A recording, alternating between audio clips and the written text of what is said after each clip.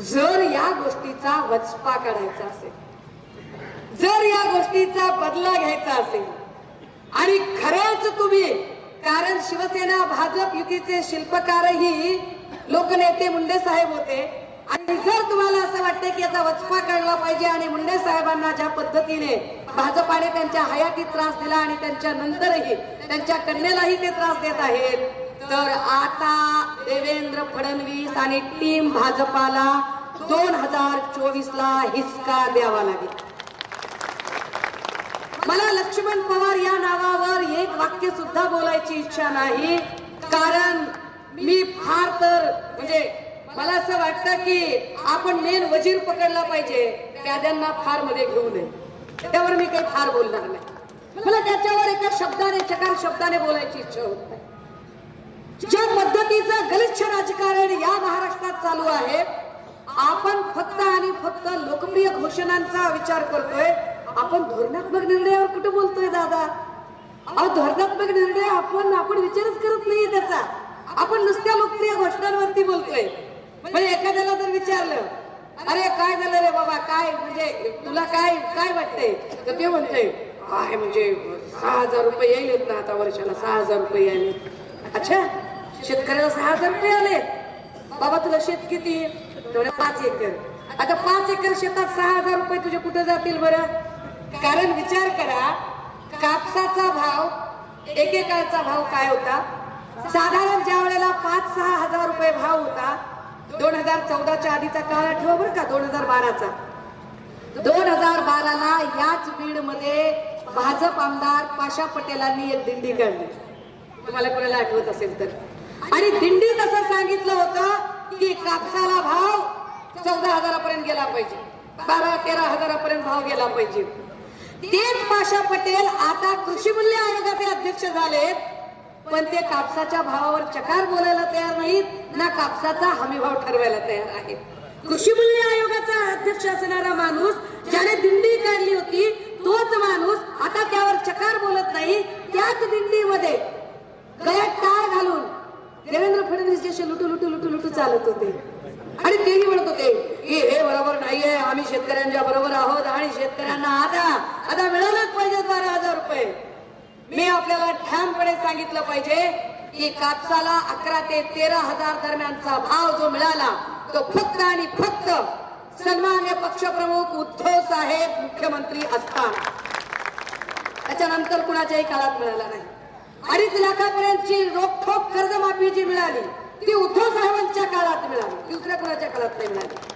देवेंद्र फडणवीस नुसते तत्वता अभ्यास मध्ये राहिले, पण कागद दाखवा, अंक लावा आणि कर्जमाफी करून घ्या, ही योजना फक्त आणि फक्त उद्धव साहेबांच्या काळात शक्य झाली. सोयाबीनची काय अवस्था आहे? ज्यांनी 6,000च्या काळामध्ये 12,000चं आंदोलन केलं, आज त्यांचं सरकार आहे, पण भाव मात्र अजूनही 6 ते 7 हजाराच्या मध्येच रेंगाळते. तुम्ही विचार करा, सोयाबीनचा भाव साधारणतः 2014 ला 4,000 रुपये होता, आता 2024 चालू आहे. 2014 ला डीएपी खताची बॅग 400 ते 450 रुपयाला मिळत होती, आता 2024 चालू आहे. 10 वर्षानंतर डीएपी खताच्या बॅगचा भाव झालाय 1350 ते 1500 पर्यंत बॅगचा भाव गेला. चुकते का बरोबर आहे? बरोबर बोलते ना.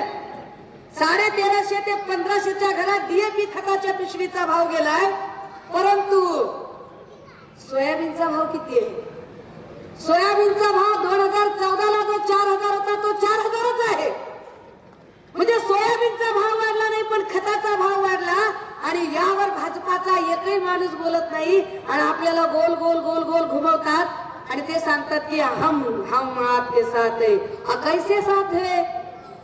इलेक्शन नजदीक आया की खाली बोल रहे हम दिल दे चुके सनम, आणि इलेक्शन गेलं ना आपण काम करायला गेलो की म्हणतात हम आपके है कौन.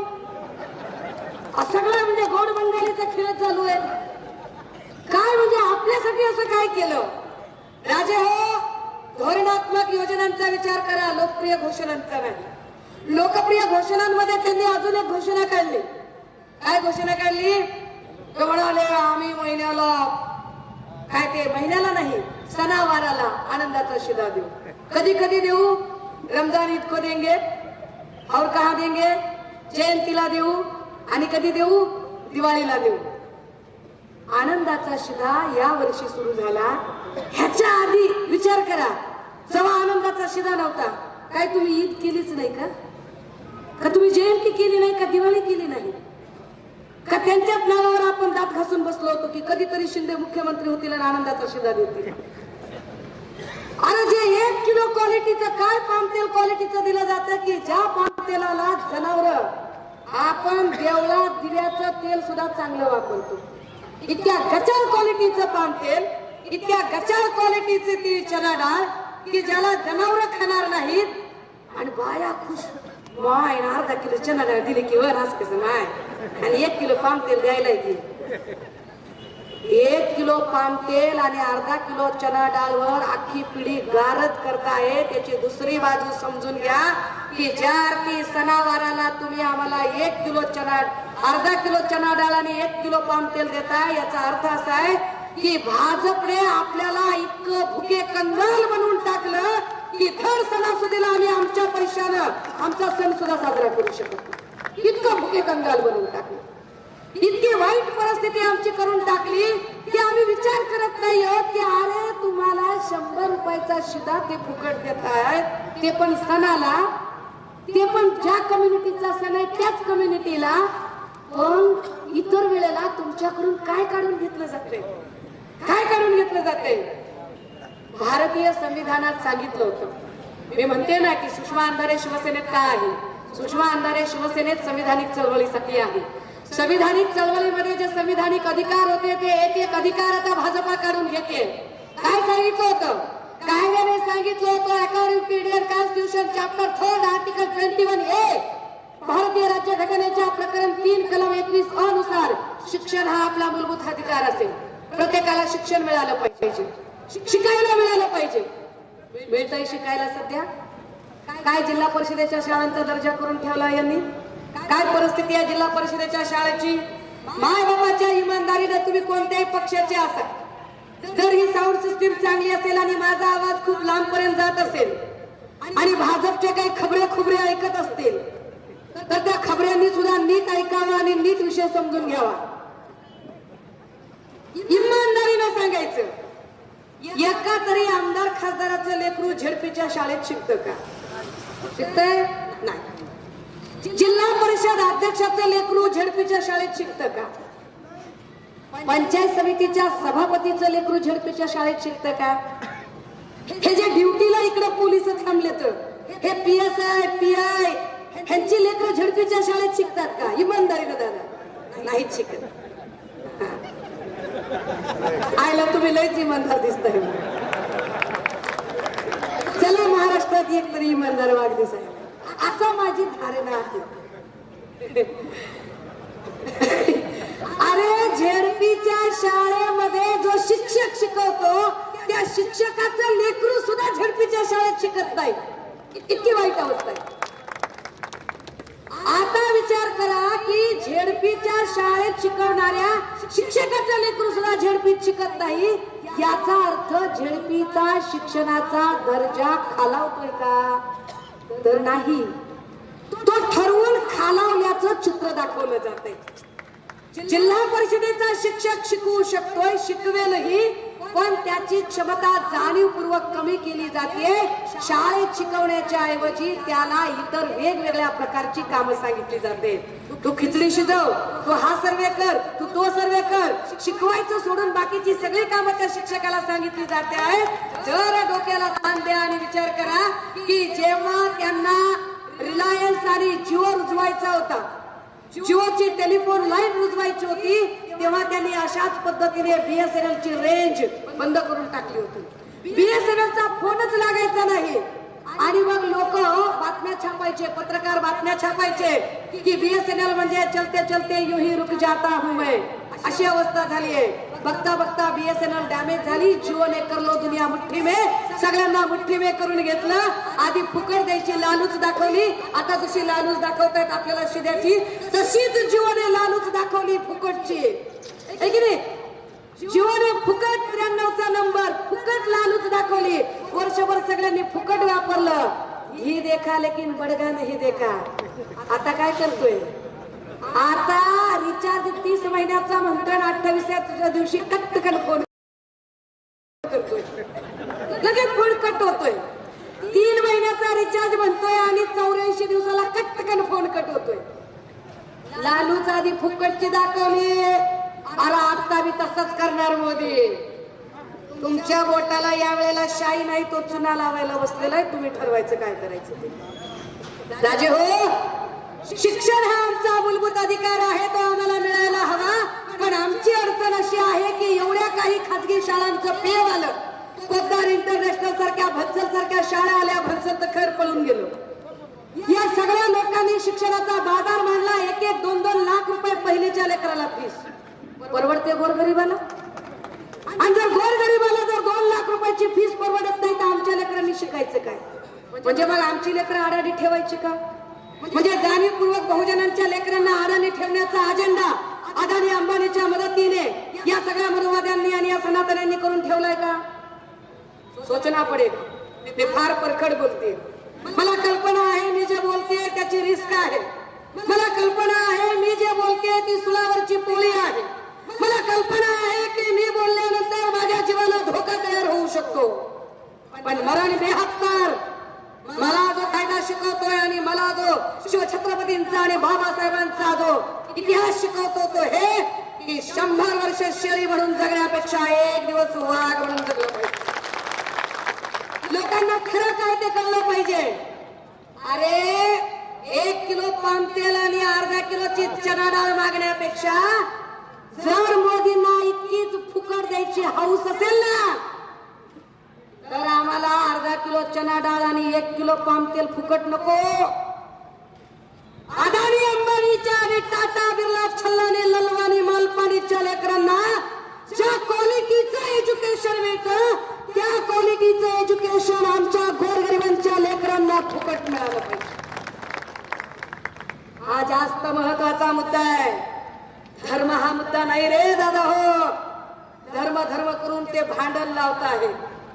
कोविडच्या काळामध्ये आपल्यातला एकही जण मंदिरात आणि मस्जिदीत किंवा चर्च मध्ये किंवा विहारात जात नव्हता. कोविडच्या काळात आपल्यातला प्रत्येक जण हॉस्पिटल शोधत होता, ऑक्सिजन शोधत होता. समजून घ्या, आपण सगळ्यांनी मरण अनुभवलंय. आपण मरणाच्या दारातून परत आलोय आणि उद्धव साहेबांमुळे सगळेजण सेफही राहिले. राजे हो, फुकट द्यायची लालूच दाखवतात. काय फुकट देतो म्हण?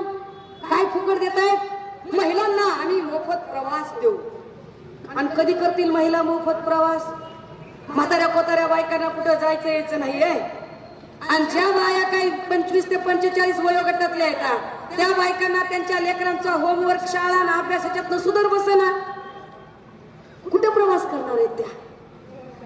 तुम्ही महिलांच्या मोफत प्रवास या लोकप्रिय योजनेकडे बघताय. अरे पण त्यापेक्षा धोरणात्मक योजनेचा विचार करा की धोरणात्मक योजना ही आहे की जर खरंच महिलांचा त्रास कमी करायचा ही मोदी आणि भाजपाची इच्छा असेल तर आम्हाला गॅस मोफत देऊ शकता का? बोला. ते जास्त गरजेचं आहे. तर त्याच्यावर काहीच बोलत नाहीत. आणि आमची ही तरणी बांड पोरं यांच्या लक्षातच येत नाही.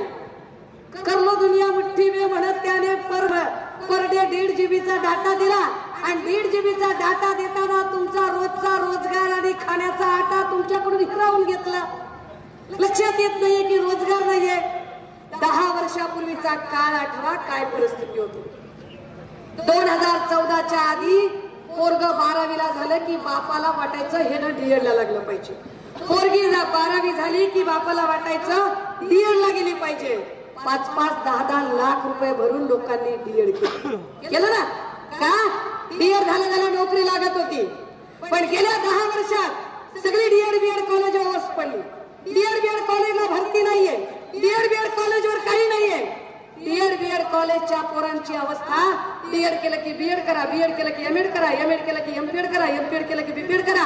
काय नुसता DED, BED, BPED, MPED. त्याचा D निघून चालला, B निघून चालला, M निघून चालला, नुसतं येड तेवढं शिल्लक राहील. कित्येक DED झाली पोरं आता टपऱ्या टाकून बसली. नोकरीच नाही ना. टीटी करा सीटी करा, सीटी करा टीटी करा, ह्याच्यातच अडकून टाकलंय. बरं, त्यातही आपल्याला त्यांनी भांडणात अडकवलं आरक्षणाच्या. मग मराठा भावांनी आरक्षणासाठी भांडायचं, ओबीसींनी आरक्षणासाठी भांडायचं, मुस्लिम भावंडांनी भांडायचं, धनगर भावंडांनी भांडायचं. अरे पण ज्यांना आरक्षण द्यायचं आहे, जे म्हणतायत की आम्ही सगळ्यांनाच आरक्षण देऊ, ते सगळे सत्तेत बसलेले आहेत. आपल्याला वेड्यात काढतात, आपल्यामध्ये भांडण लावतात. कालपर्यंत गावगाड्यातली सगळी 18 पगड जातीची माणसं गुण्यागोविंदानं नांदत होती. कालपर्यंत गावगाड्यातला मराठा साळी माळी कोळी तेली तांबोळी आतार बागवान सुतार लोहार कुंभार घिसाडी पारधी भराडी गोंधळी ही सगळीच्या सगळी माणसं गावगाड्यातली कामं आपापल्या परीने करत होती. एकमेकांवर अवलंबून यांची अर्थव्यवस्था होती, ही छान नांदत होती. जेव्हापासून यांनी आरक्षणाच्या नावावर भांडण लावणं सुरू केलं, सगळी माणसं एकमेकांकडे संशयाने बघायला लागली. सोशल मीडियावर एकमेकांबद्दल विषारी पोस्ट सुरू झाल्या. कभी तो इधर इस्तेमाल करो.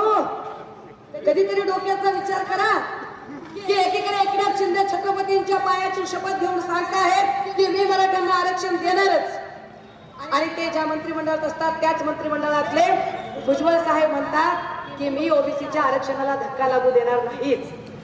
तर तिसरीकडे फडणवीस सांगतात की ओबीसी आमचा डीएनए आहे. पण ओबीसी आमचा डीएनए आहे म्हणणारे फडणवीस ओबीसी नेत्या पंकजा मुंडेंना सगळीकडून राजकीय संपवण्यासाठी चंग बांधून असतात, आणि त्यांना वाटतंय की आपण धोत्रावर इन करतो किंवा आपल्या बगलत रेडिओ आहे आणि आपल्याला कळतच नाही.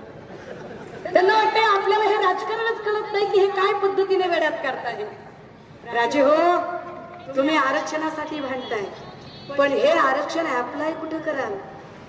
हे आरक्षण इम्प्लिमेंट कुठे कराल?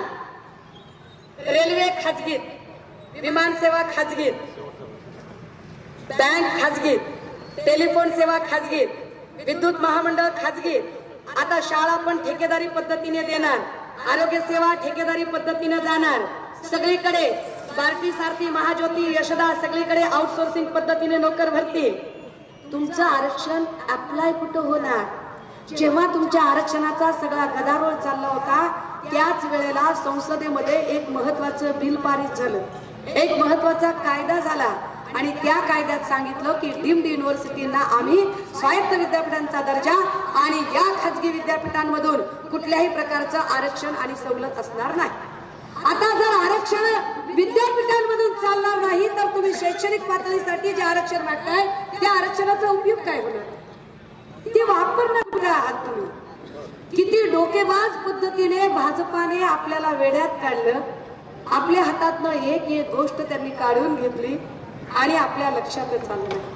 आपल्या भांडणं लावण्याची त्यांनी होड केली. राजे, मी आमदार नाही, मी खासदार नाही, मी मंत्री नाही, मी सरपंच नाही, मी तुमच्यासारखी एक सर्वसामान्य नागरिक आहे. पण संविधानिक लढा लढण्यासाठी मी उभं राहिलं पाहिजे असं मला प्रामाणिकपणे वाटतं.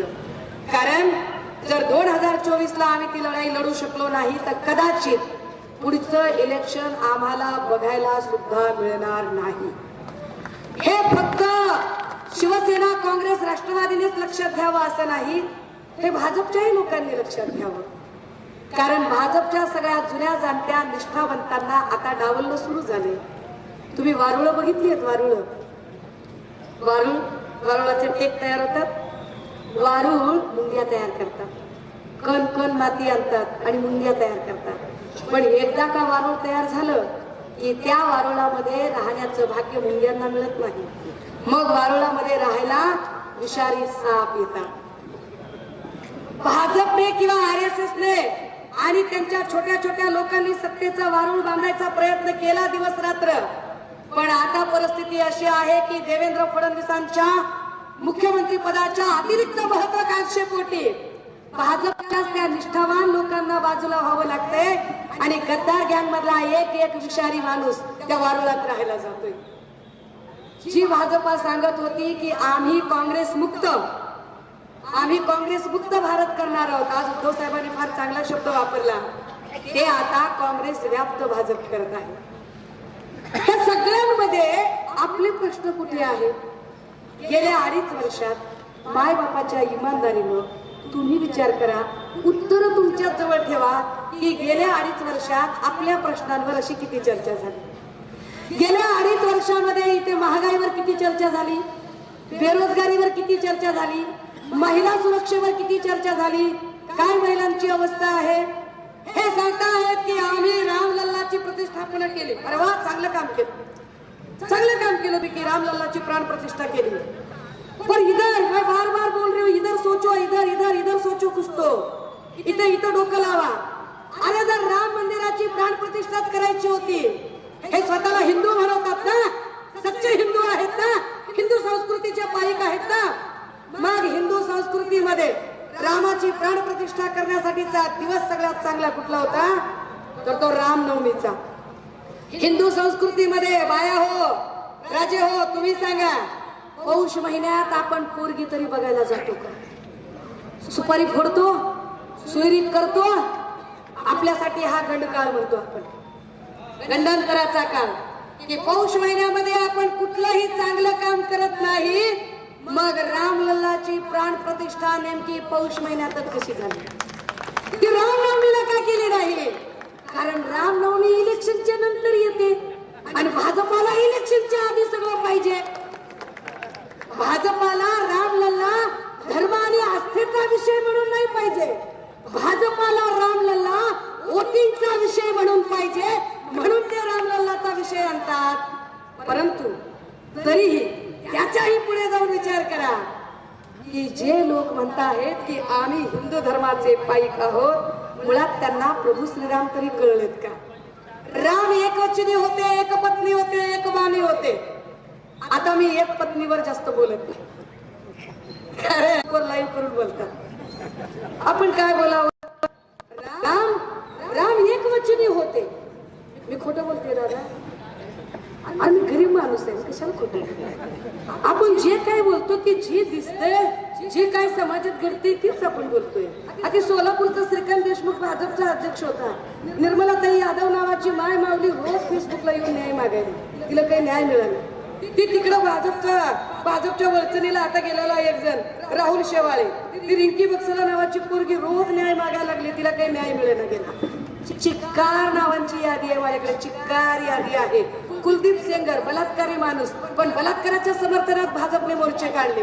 बिल्किस बानो, आज 25 वर्ष झालं एक बहीण लढते. बिल्किस बानो लढत होती. बिल्किस बानोच्या लढण्यावरून सन्मान्य पक्षप्रमुख उद्धव साहेबांनी हा मुद्दा शिवतीर्थावरून घेतला आणि पुन्हा एकदा कोकण सभेतही घेतला. आशिष शेलारने मग सांगितले की बिल्किस बानोचे काय तुम्ही वकील पत्र घेतले आहे का? होय होय, आम्ही बिल्किस बानोचे वकील पत्र घेतले आहे. आणि बिल्किसचेच का बरं? या महाराष्ट्रातली कुठलीही पीडित, कुठल्याही जातीची, कुठल्याही धर्माची, ती कोणतीही माय मावली असेल, जी पीडित आहे, जी उपेक्षित आहे, जी दबलेली आहे, जी पिचलेली आहे, जी न्याय मागायला येते, त्या प्रत्येकीचं वकील पत्र प्रत्येक आमच्या शिवसैनिकाने घेतलेलं आहे आणि आम्ही त्यांच्यासाठी लढणार. धर्म बघून न्याय ठरवतात, जात बघून न्याय ठरवतात, धर्म आणि जातीवर न्याय. दादा हो, काय एवढं जीव तोडून बोलतीये? तुम्ही विचार करा. ह्याच्या आधी आपण गुन्हेगारी पण बघितली हो, नाही असं नाही, गुन्हेगारी पण बघितली. अहो पण लोक एखाद्याचा काटा काढताना पण गुपचूप काटा काढायचे, अंधारात काटा काढायचे, प्लॅनिंग करायचे, गुपचूप तोंडाला बिंडाला बांधून काहीतरी जायचे. काय काळ आलाय? पोलीस स्टेशन मध्येच गोळीबार होतो, पोलीस स्टेशन मध्ये. आणि पोलिस आपली आमची भारी माणसं आहेत की बस. पोलिस काय म्हणाले माहितीये का? आता गणपत गायकवाडने महेश गायकवाड वरती गोळीबार केला. गणपत गायकवाड भाजपचा आमदार, आपला काय नाही. म्हणजे बघा, एका ताटात बसलेले कशा त्या कुत्र्या मांजराच्या कळबंडी असतात का नाही, अशा कळबंडी खेळायला लागले. ह्यांच्या कळबंडी कशा लागले? गणपत गायकवाड भाजपचा आमदार, तो असं सांगतो की एकनाथ शिंदेकडे माझे करोडो रुपये आहेत, मुख्यमंत्र्यांनी माझे पैसे बुडवले, मुख्यमंत्री दादागिरी करतात. आणि पोलीस काय सांगतात? पोलीस असं म्हणतात की गणपत गायकवाडने जो कबुली जबाब दिलाय त्याच्या आवाजाचा सॅम्पल आम्हाला तपासायचे. अरे धडधडीत अख्खा माणूस दिसतोय बोलताना. त्याने स्वतः कबुली जबाब दिला की होय मी गोळ्या झाडल्या, आणि तरी हे सांगतात की आम्हाला त्याच्या आवाजाचं सॅम्पल तपासायचंय. काय पोलिसांचं बोलावं. तुम्हाला अजून एक किस्सा सांगते पोलिसांचा मजेशीर. भावा नाही इथंच थांब. नाही यांच्याबद्दल आपला काहीच राग नाही हो. काय राग असणार आहे, कारण तुम्ही फक्त ऑर्डर फॉलो करताय. सरकार ज्याचा असेल त्याची ऑर्डर तुम्ही फॉलो करताय. 4 महिन्यानंतर मला खात्री आहे की सरकार माझं येणार आहे, तुम्ही माझी ऑर्डर फॉलो करणार आहात. खात्रीने 4 महिन्यानंतर इथला आमदार बदामराव पंडितच असते ना.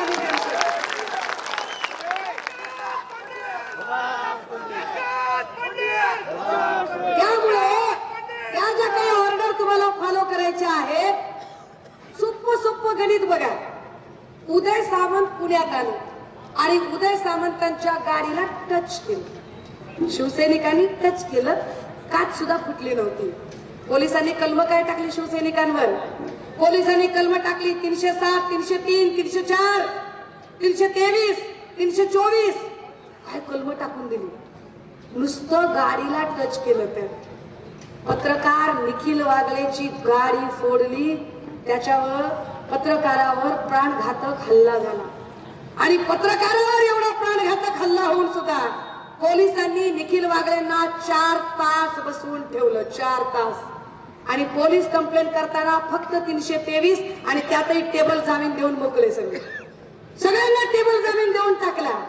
निखिल वागलेने आदल्या दिवशी सांगितलंय की अरे या माणसाने मला धमकी दिली ना. पोलिसांनी धमकी दिलेल्याला ताब्यात घेतलं.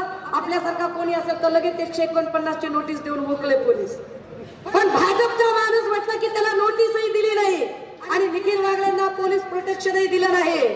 देवेंद्र फडणवीसांचा न्याय काय बघा. आणि फडणवीस काय सांगतायत माध्यमांच्या समोर येऊन?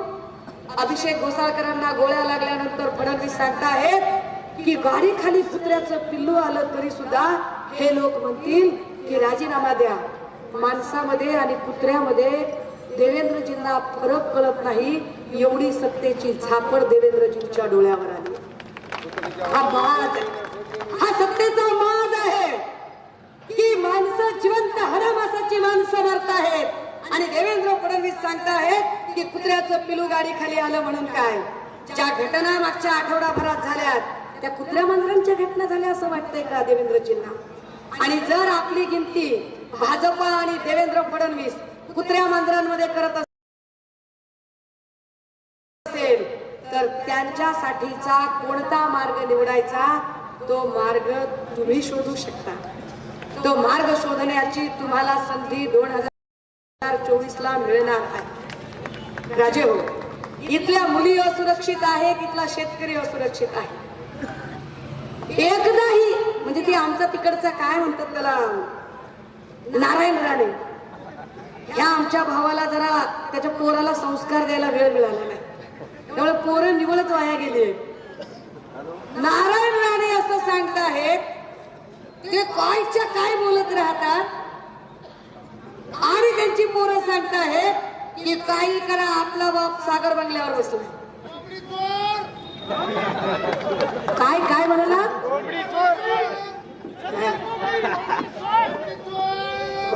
कोंबडी चोप. आपल्याला काय करते जाऊ दे. बरोबर राजे हो, तुम्ही विचार करा. नितेश राणे सांगतोय की तुम्ही काहीही करा आपला बाप सागर बंगल्यावर बसलाय. मला जरा विशेष वाटलं. म्हटलं अरे असं कसं काय झालं? जेवढं मला माहिती आहे नारायण भाऊचा पत्ता तर कणकवलीतला आहे. सागर बंगल्यावर ते कधी राहायला गेले? मी चेक केलं की सागर बंगल्यावर कोण राहतंय तर सागर बंगल्यावर तर देवेंद्रजी राहतात. काय वाटलं असेल बरं नारायण भाऊच्या जीवाला? काय काय वाटलं असेल? म्हणजे आपण असं कुठं असतंय का? जाऊ दे, आपलं त्याच्यात पण नाही पडायचं. पण एवढा क्राईम रेट वाढला कशामुळे? ही गुन्हेगारी वाढली कशामुळे? कारण गेल्या 10 वर्षामध्ये प्रत्येक आमदाराने, निवडून आलेल्या आमदाराने काय काम केलं माहितीये का? निवडून आलेल्या आमदाराने पहिली 1-2 कामं ठरवून केली. एक, आपल्या मर्जीतला PSI PI पोलीस स्टेशनला आणायचा, आपल्या मर्जीतला. आणि आपल्या मर्जीतला तहसीलदार तलाठी आणायचा आपल्या एरियामध्ये, जेणेकरून तो PI किंवा तो PSI गुन्हा नोंदवायचा का नाही ते आपल्यालाच विचारेल. कित्येक असे आमदार आहेत की PI त्या आमदाराला विचारल्याशिवाय गुन्हाच नोंद करून देत नाही. एक आहेत. दादा नाव घेऊन सांगायचे का? PI सकट आपल्याकडे तसा बी डाटा आहे बरं का, काय टेन्शन घेऊ नका. पुराव्याशिवाय काहीच बोलत नाही. हा मी म्हटलं ना, कायदा माझ्या बापानं लिहिलंय तर मला पुराव्याशिवाय बोलणं भाग. मी पुराव्यासह सांगते. यामुळे झालं काय की प्रत्येक PI आपल्या मर्जीतला लोकप्रतिनिधीने आणला, तहसीलदार आपल्या मर्जीतला आणला. त्याचा परिणाम असा झाला की वाळूची तस्करी पासून ते जुगार मटक्यांच्या अड्ड्यापर्यंत मस्तवालांची संख्या वाढत गेली, जे पोलिसांना अजिबात जुमानत नाही. एवढे जुगार मटक्याचे आकडे वाढून गेले. जुगार मटके आणि दारूचे धंदे वाढतात तरी कुठून? निव्वळ दुर्लक्ष केल्यामुळे. आणि पोलिसांचा कुठलाच धाक उरला नाही. परिणामी तुमच्या माझ्यासारखी माणसं अशी जीव मुठीत धरून राहायला लागली. देवेंद्र फडणवीस साहेबांना वेळच मिळाला नाही की त्यांनी गृहमंत्री म्हणून त्या सगळ्या गोष्टींवर जरा पकड धरावी. वेळ नाही त्यांचा बाप बदामराव पंडित एकच आहे. होय दादा, मी तुमचं दुःख समजू शकतो. आता या सगळ्यांच्या मध्ये अहो ऐका मी इकडे शोधत होते, कुठे गेलाय वाटतं ते तिकडे गेलं. पोचलं दादा, बसा पोचलं माझ्यापर्यंत पोचलं, एकदम 100% पोचलं. आता या सगळ्यांच्या मध्ये तुम्ही मगापासून जे म्हणताय की एकच पंडित बदामराव पंडित, दादा हो, मागच्या वेळेला अजून एक पंडित उभे करून कुठेतरी भ्रम निर्माण करण्याचा प्रयत्न झाला. चूक यावेळेला दुरुस्त करावी लागेल, सगळ्या अर्थाने दुरुस्त करावी लागेल. ती दुरुस्त याहीसाठी करावी लागेल की या गेवराईचा विकास करायचा असेल. दोन गोष्टी आहेत. एक माणूस इथून निवडून येतो त्यावेळेला इथं आपला हक्काचा वाढपी तयार होतो, आणि जोपर्यंत वाढपी आपला असत नाही तोपर्यंत वाढ चांगली होत नाही. त्यामुळे एक हक्काचा वाढपी आपल्याला इथं तयार करणं गरजेचं आहे.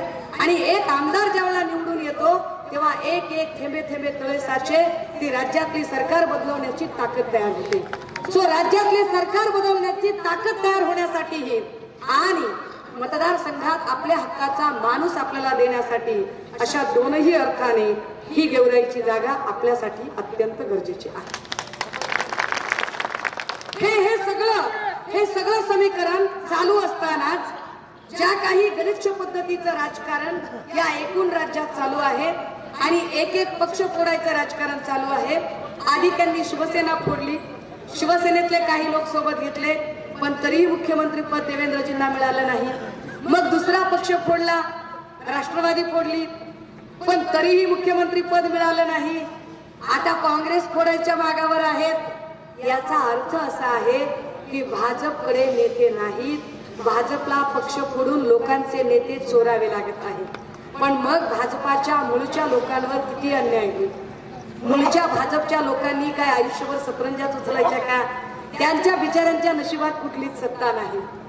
ह्या सगळ्यांचा विचार करता येणाऱ्या काळामध्ये जर आम्हाला इथल्या शेतकऱ्यांना, गोरगरिबांना, कष्टकऱ्यांना, हा एक मुद्दा माझ्याकडून विसरून राहून जाईल कदाचित.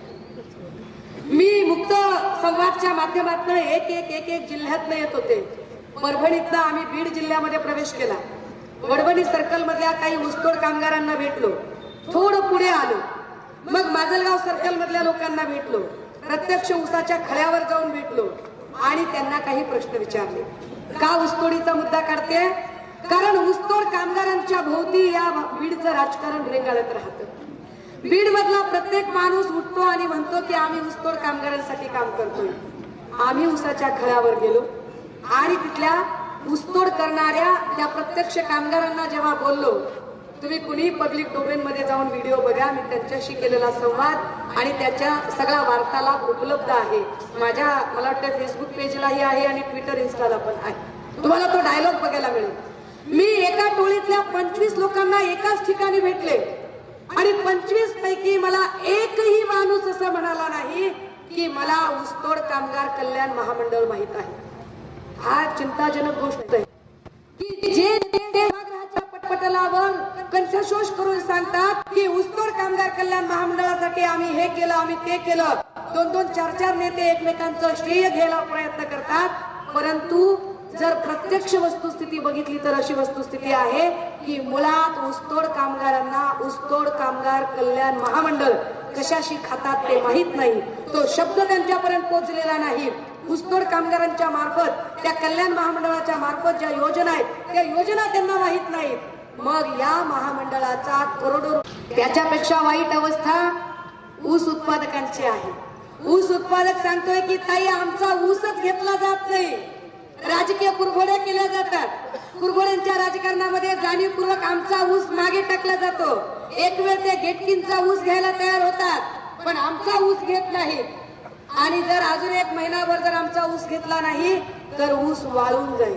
वाळलेल्या ऊसाची टिकर लेकरं गल्ली गल्लीतनं गिल्ली दंडा खेळतील इतकी वाईट अवस्था आहे. या सगळ्या ऊस उत्पादक शेतकऱ्यांचं जर हे सगळं जर पूर्ण काय म्हणता येईल त्यांचं दुष्टचक्र संपवायचं असेल तर मी आबांना म्हटलं मगाशी, आबा तुम्ही एखाद्या साखर कारखान्याचा विचार का करत नाही? केला पाहिजे जर इथल्या सगळ्या ऊस उत्पादकांना न्याय द्यायचा असेल तर. पण ते मला सांगतायत की ऊस उत्पादक आणि ऊस कारखाना या सगळ्यातनं जी पिळवणूक आणि शोषणाची व्यवस्था आहे त्यात पडण्यापेक्षा मला इथल्या लोकांना प्रत्यक्ष भेटणं बोलणं आणि त्यांच्या प्रत्यक्ष राहून काम करणं जास्त महत्वाचं वाटतंय.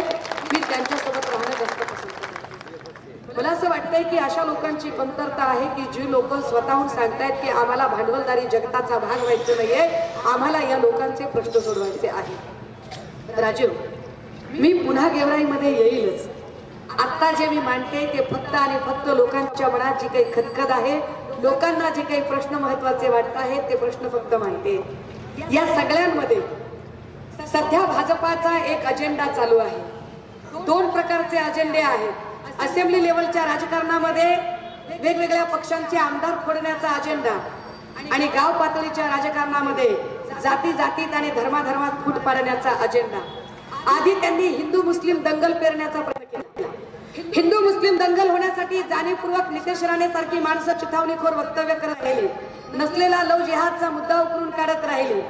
जाणीवपूर्वक माळशिरस असेल, अकोला असेल, साताऱ्यातलं पुसे सावळी असेल, मीरा भाईंदर असेल, अहमदनगर असेल, संभाजीनगर असेल, या भागातलं धार्मिक दंगली कशा उठवून येतील यासाठी प्रयत्न केले गेले. पण मुस्लिम भावंडांचं अभिनंदन केलं पाहिजे. मुस्लिम भावंडांचं कौतुक केलं पाहिजे की एवढी चिथावणीखोर भाषा असताना सुद्धा या तमाम मुस्लिम भावंडांनी कमालीचा संयम दाखवला, कमालीची सहिष्णुता दाखवली आणि भाजपच्या चिथावणीखोर भाषेला बळी न पडता इथला एकोपा आणि इथला सलोखा कायम ठेवला. जेव्हा भाजपाच्या लक्षात आलं की हिंदू आणि मुस्लिमांची दंगल होऊ शकत नाही तेव्हा भाजपाने आता दुसरा डाव करायला सुरुवात केली. ते मराठा विरुद्ध ओबीसीचा वाद लावू पाहत आहेत. आमच्या मराठा भावांना आणि ओबीसी भावांना दोघांनाही विनंती आहे. मी वारंवार जीव तोडून सांगते आणि रिस्क घेऊन सांगते, भावांनो आरक्षण हा विषय फंडामेंटल राईट मध्ये येतो. फंडामेंटल राईट चॅप्टर 3 मध्ये येतं. ते कलम 16(4) मध्ये येतं. कलम 16(4) संबंधित कुठलाही कायदा करायचा असेल तर त्याची दुरुस्ती कलम 368 क नुसार होते. कलम 368 क ची दुरुस्ती करण्याचा अधिकार फक्त आणि फक्त पार्लमेंटला आहे आणि पार्लमेंटमध्ये कुणाची मेजॉरिटी आहे हे आपल्याला माहिती आहे. जर खरंच आरक्षणाचा प्रश्न यांना सोडवायचा असेल तर इथे राज्यात काहीच करायची गरज नाही. राज्यात एवढंच करायचंय, शिंदे फडणवीस पवार तिघांनी एकत्रित बसायचं आणि आरक्षणाच्या मुद्द्यावर एक रिझोल्युशन पास करायचं, एक ठराव पारित करायचा आणि तो ठराव त्यांनी पार्लमेंटला पाठवून द्यायचा. पार्लमेंटकडे ऍब्सोल्यूट मेजॉरिटी आहे. त्या ऍब्सोल्यूट मेजॉरिटी मध्ये त्यांनी तो ठराव सँक्शन करून घ्यायचा, कायदा करून टाकायचा, विषय संपला. पण भाजपाला आरक्षणाचा प्रश्न सोडवायचा नाही. भाजपाला आरक्षणाचा प्रश्न चिघळत ठेवायचा आहे. आणि का चिघळत ठेवायचा आहे? कारण ऐन इलेक्शन मध्ये तुम्ही महागाईवर प्रश्न विचाराल, बेरोजगारीवर प्रश्न विचाराल, शेतकऱ्यांचे प्रश्न विचाराल, महिला सुरक्षेवर प्रश्न विचाराल, शाळेवर प्रश्न विचाराल, कंत्राट भरतीवर प्रश्न विचाराल, पेन्शन योजनेवर प्रश्न विचाराल, अंगणवाडी आशा वर्करवर प्रश्न विचाराल, ड्रायव्हर संबंधाने झालेल्या कायद्यावर प्रश्न विचाराल, विद्यार्थ्यांच्या फीस माफीवर प्रश्न विचाराल आणि याच्यातल्या कुठल्याही प्रश्नाचं उत्तर भाजपाकडे नसेल त्यावेळेला भाजपाने ठरवून घेतलेली चाल आहे की तुम्ही प्रश्नच विचारू नयेत त्याआधीच तुमच्या मेंदूत त्यांनी आरक्षणाचा गुंता सगळ्या छागड गुंता करून ठेवलेला आहे. दादा हो, त्यांनी जे काही राजकारण केलं त्या राजकारणामध्ये ते म्हणाले की आम्ही अधिसूचना काढली. 2 हात तिसरं मस्तक जोडून सांगते, कायद्याची अभ्यासक विद्यार्थिनी आहे, कायदा शिकवते, कलेक्टरची परीक्षा देणाऱ्या लेकरांना कायदा शिकवते, फार पोटतिडकीनं सांगते. अरे दादा, अधिसूचना आणि अध्यादेश याच्यात फरक असते र राजे हो. त्यांनी फक्त अधिसूचना काढली, त्या अधिसूचनेवर 16 फेब्रुवारी पर्यंत हरकती मागवल्या आहेत. तुम्हाला काय वाटतं हरकत येणार नाही?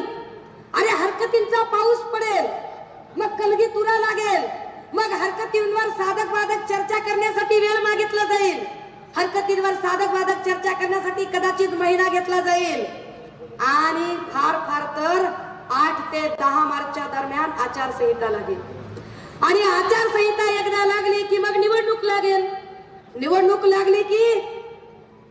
लागली की एकदा शिंदे फुर्र होतील. मग आपण काय करायचं? कसला येड्यात करायचा कार्यक्रम चाललाय दादा? चिक्कार येड्यात करायचा कार्यक्रम चाललाय. राजे हो, ओबीसी आणि मराठा भावंडांनो, तुम्ही सगळेच माझ्यासाठी फार महत्वाचे आहात. आमचा मराठा शेतकरी भाऊ ही महत्वाचा आहे आणि आमचा मुस्लिम भाऊ, धनगर भाऊ, वंजारी भाऊ, आमचे ओबीसी हेही तितकेच महत्वाचे आहे. राज्यकर्त्यांच्या चिथावणीखोरीला बळी पडून आपण आपल्या गावगाड्याची विण अजिबात विसरू द्यायची नाहीये. एवढा आपल्या मनाशी आपल्याला खुणगाठ पक्की बांधायची की आपल्या आपल्यात वाद नाही झाला पाहिजे. आणि हो, हे सगळं राजकारण करताना जी माणसं जाणीवपूर्वक आपल्या आपल्यामध्ये एक गोंधळाची स्थिती निर्माण करून देत आहेत आणि ती गोंधळाची स्थिती निर्माण करून देताना त्यांना इलेक्शन जिंकायचं आहे, ते इलेक्शन जिंकण्यासाठी फार आग्रही आहेत. आणि जसं आमच्या ऍडव्होकेट जयेश वाणींनी आणि आबांनी सांगितलं की मोदी की गॅरंटी, त्यांच्या आधीच्या एका वक्त्याने सांगितलं मोदीची गॅरंटी. कसली गॅरंटी आहे?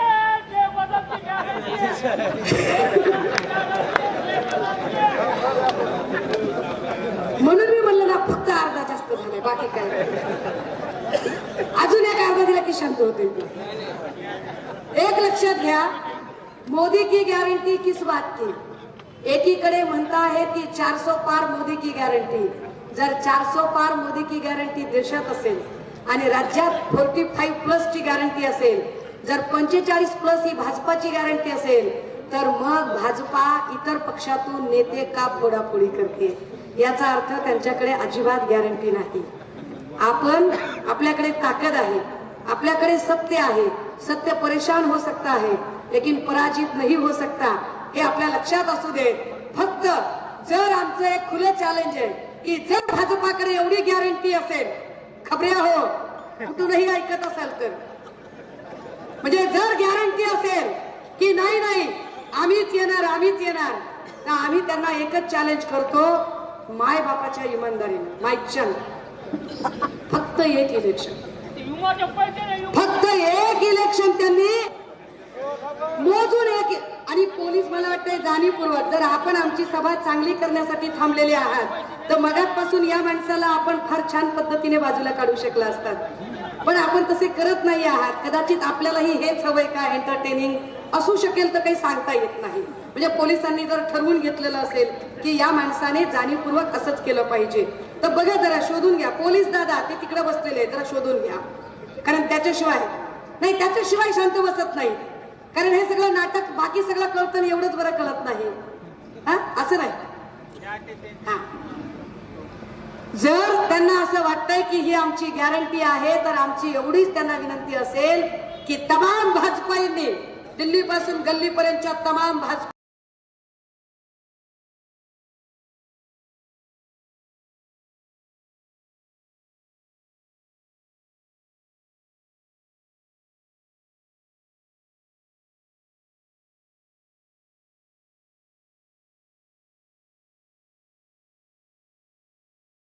भूमीमध्ये जे आत गेलं असते ते बाहेर येत नाही, जे बाहेर आहे त्याला आत जाऊ वाटत नाही. कशासाठी मागताय? जर तुम्हाला त्यांना प्रश्न विचारायचे तर त्यांना ठोक ठोक प्रश्न विचारा. जात निहाय जनगणनेचं काय झालं? जातनिहाय जनगणना सगळ्यांचीच झाली पाहिजे, जेणेकरून जिसकी जितनी संख्या भारी उसकी उतनी भागीदारी, प्रत्येकाला त्याचा स्टेक मिळेल, ते महत्वाचं आहे. आणि दुसरं गोष्ट की एक इलेक्शन बॅलेट पेपरवर झालं पाहिजे. आता याच्या उपर काय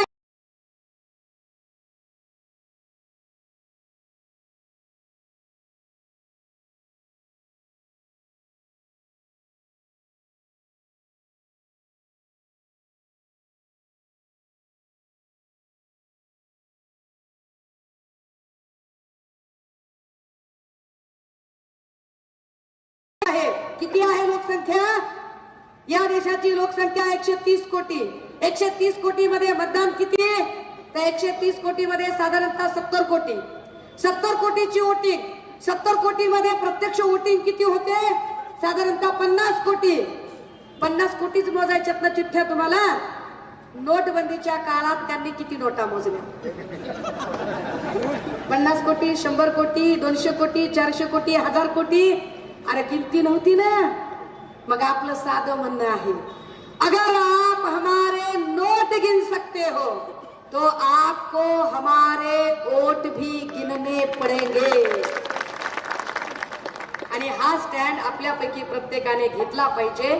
तो स्टँड यासाठी घ्यायचा आहे की आबांसारखी माणसं जेव्हा कष्ट करतात, 5-5 वर्ष मतदारसंघ बांधतात आणि तुमच्यासारखी माणसं उत्स्फूर्तपणे सभेतून सांगतायत की आम्हाला आवाज पुढच्या वेळेला हवे आहेत, परंतु ईव्हीएम वर आमचा विश्वास नाहीये, त्यामुळे नुसते आम्हाला आबा पुढच्या वेळेला आमदार हवे आहेत, ही भावना सदिच्छा बाळगून होत नाही, तर त्या सदिच्छेसोबत आम्हाला ईव्हीएम बद्दल जागृत राहणं हे सुद्धा गरजेचं असेल. राजे हो, मी जे काही मुद्दे मांडले ते मुद्दे मला असं वाटतं की लोकांच्या नेमक्या विकासाच्या प्रश्नांचे मुद्दे मांडले. हा काय बोलला आणि त्या काय तो काय बोलला या कोपरखळ्यात पडण्यापेक्षा लोकांचे नेमके प्रश्न काय आहेत त्या प्रश्नांवर बोलण्याचा प्रयत्न केला. हे सगळं बोलताना कुणाच्याही भावना दुखावण्याचा माझा अजिबात हेतू नाही. पण तरी सुद्धा माझ्या बोलण्यामुळे कुणालाही वाईट वाटलं असेल, कुणालाही राग आला असेल, कुणाचाही उपमर्द झाला असेल, चुकून माकून कुणाच्याही भावना दुखावल्या गेल्या असतील, तर अशा सगळ्यांची मी अजिबात माफी मागणार नाही. मला असंच बोलायचं होतं, मी असंच बोलणार होते, माझं हेच म्हणणं होतं आणि माझं असंच म्हणणं असणार आहे. मी माझ्या म्हणण्यावर फार ठाम असणाऱ्यांपैकी आहे. थांबते, रजा घेते. जय हिंद, जय महाराष्ट्र.